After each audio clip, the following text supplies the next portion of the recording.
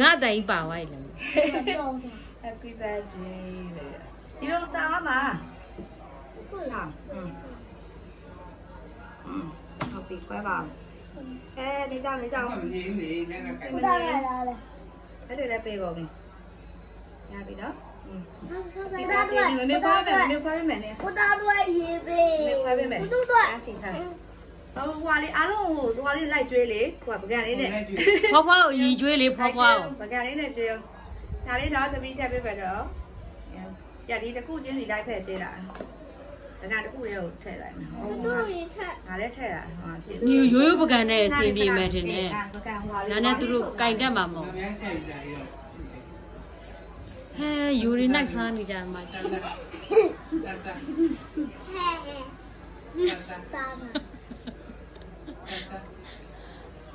ဝိုင်းလေးတော့လာတယ်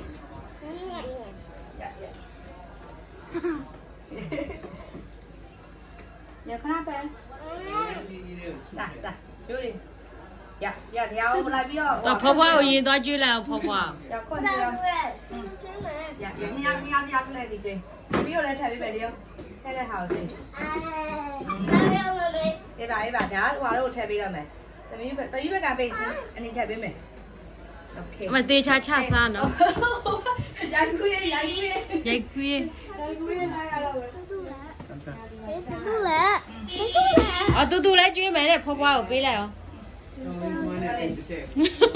နေမီးနှစ်ယောက်ကျွေးလို့ဖွားဖွားစီးကြိုတက်နေဒီရဝဲတော်တော်ပြစ်သွား